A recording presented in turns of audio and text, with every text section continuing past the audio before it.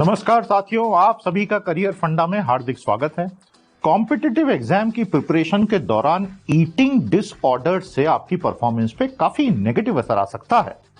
हमें अच्छी परफॉर्मेंस के लिए कॉम्पिटिटिव एग्जाम में एक अलर्ट माइंड चाहिए और बॉडी माइंड कोऑर्डिनेशन परफेक्ट चाहिए।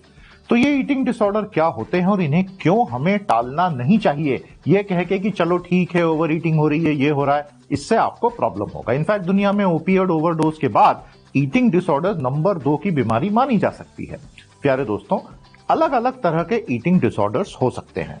कुछ तो उसमें बीमारी का रूप ले लेते हैं और कुछ हमारी आदतों से, तनाव से, अब्यूज करने की आदत से, फूड अब्यूज करने की आदत से पैदा होते हैं। लेकिन इस सबका सॉल्यूशन अवेलेबल है। आइए हम कुछ बीमारियों पे बात कर लेते हैं। एक होती है एनोरेक्सिया नर्वोसा। इसमें व्यक्ति कम से कम वजन रखने की एक बीमारी से ही ग्रसित हो जाता है। एक होती है बुलिमिया नर्वोसा, जिसमें वजन बढ़ता ही चला जाता है, वो इतनी ईटिंग करता है।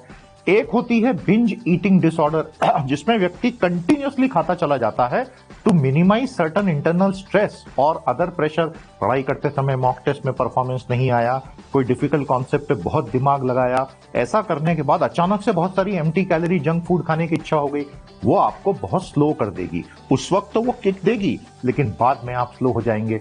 इसलिए कॉम्पिटिटिव एग्जाम की तैयारी करते समय फूड हैबिट्स को ठीक रखना बहुत बहुत क्रूशल होता है। फिर एक होती है पीका बीमारी, जिसमें मिट्टी या चौक खा लेते हैं बच्चे कुछ एलिमेंट्स की शरीर में कमी को पूरा करने के लिए। एक होती है नाइट ईटिंग सिंड्रोम, सब कुछ खा के सोए लेकिन रात को फिर से भूख लगी, फिर से उठ के बैठ के दूसरा डिनर कर लिया। इन सब चीजों से हमें बचना है। ये आखिर प्रॉब्लम्स आती क्यों हैं? प्यारे दोस्तों, ओवर ईटिंग अक्सर हमारे शरीर में डोपामीन हार्मोन पैदा करता है, जिससे हमारी नेगेटिविटी वॉश आउट होती। तो हमें लगता है हम कुछ अच्छा कर रहे हैं, लेकिन उसके नेगेटिव एस्पेक्ट इतने ज्यादा होते हैं कि जंक फूड खाने से एम्प्टी कैलोरीज मिली, उस वक्त किक मिला, कुछ ही देर में नींद आने लगेगी और आपको ऐसा लगेगा कि अरे मैं इतना थकान क्यों महसूस कर रहा हूं, क्योंकि वो सारी एम्प्टी कैलोरीज आपने अंदर ली थी, वो शरीर के लिए बनी ही नहीं थी। फिर इसके अलावा जेनेटिक रीजंस भी होते हैं। फिर कुछ आप शरीर में एलिमेंट को रिप्लेनिश कर रहे हैं, चौक खा के बच्चों के केस में, ये सारी चीजें होती है।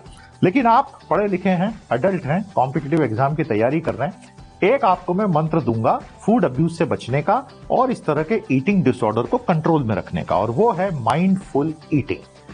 किसी भी मील को कंज्यूम करते समय, ब्रेकफास्ट हो, लंच हो या डिनर हो, बैठने के पहले खुद को यह कहें कि मैं ये मील क्यों ले रहा हूं, मुझे इसमें कितनी कैलोरीज कंज्यूम करनी है, मेरा पर्पस क्या है। आई लिव टू ईट और आई ईट टू लिव, इनके बीच में अंतर करना जरूरी है।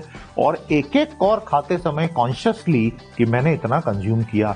जहां आपका बजट पूरा होता है, एक पूरा ग्लास पानी पी के उड़ जाइए तुरंत। इस आदत को अपने शरीर में, अपनी डे टू डे लाइफ में लाकर आप बहुत हद तक फूड अब्यूज से, ईटिंग डिसऑर्डर से बच सकते हैं। कैसा लगा करियर फंडा बताइएगा और मुझे मेरे इंस्टा चैनल और यूट्यूब पे जरूर फॉलो कीजिए। करके